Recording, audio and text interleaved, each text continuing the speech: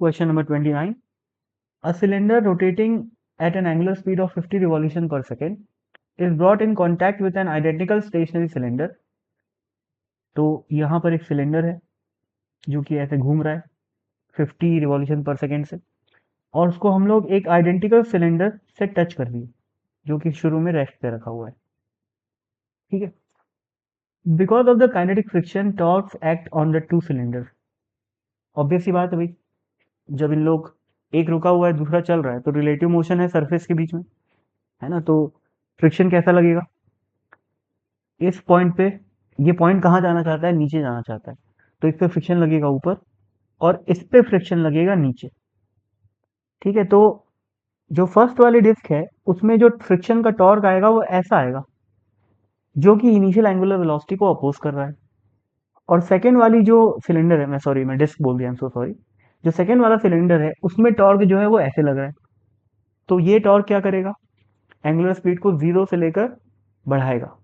ठीक है, तो आप लोग समझ रहे हो, पहले वाले सिलेंडर का ओमेगा कम होएगा स्टार्टिंग फ्रॉम 50, और दूसरे वाले का ओमेगा क्या होएगा, बढ़ेगा स्टार्टिंग फ्रॉम जीरो। तो एक बढ़ रहा है एक कम हो रहा है, एक 50 से शुरू हो रहा कम हो रहा है, और दूसरा जीरो से शुरू होकर बढ़ रहा है, तो एक पॉइंट ऐसा आएगा जब दोनों बराबर हो जाएंगे।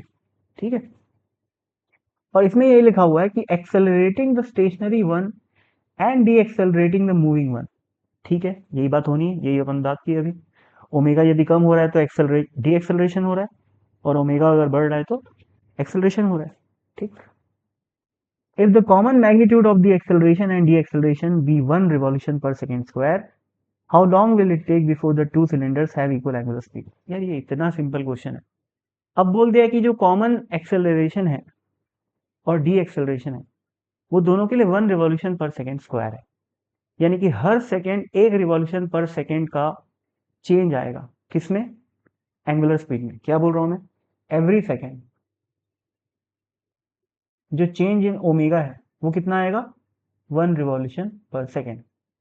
तो भाई अब क्या है, एक 50 से 25 सेकेंड के बाद क्या होएगा, ये 50 वाला 25 में पहुंच जाएगा, और जो जीरो वाला है वो भी 25 में पहुंच जाएगा, तो दोनों की एंगुलर स्पीड सेम हो गई। तो ओरली समझ में आ रहा है कि 25 सेकेंड इसका आंसर है। ठीक है, और अगर ऐसे नहीं समझ में आ रहा है तो फिर कैलकुलेशन कर सकते हो। कैसे करोगे भाई, मतलब पहली बात तो भाई ये समझ में आ जाना चाहिए, है ना, बहुत ही ज्यादा आसान है, लेकिन फिर भी अगर ना समझ में आए तो इसको अलग बना लो।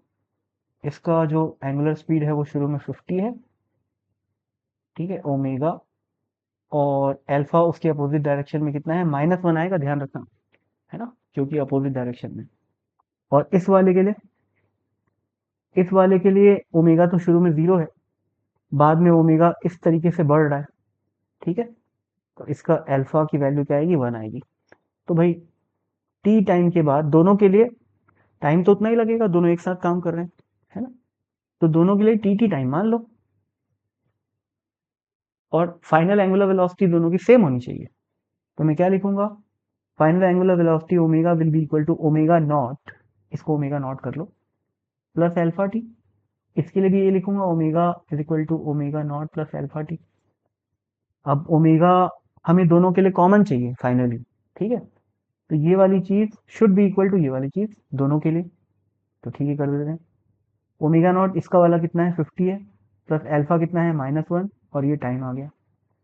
और दूसरे वाले के लिए फाइनली ओमेगा ओमेगा हो गया, और ओमेगा नॉट जीरो है, अल्फा कितना है, 1, और टाइम कितना है, टी।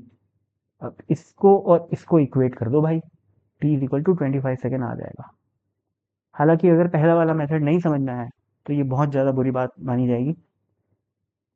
मतलब मेरे को नहीं लगता कि इस क्वेश्चन को बनाने वाला ये एक्सपेक्ट कर रहा है कि आप लोग ये करो, बिल्कुल नहीं भाई, ये ओरल क्वेश्चन है।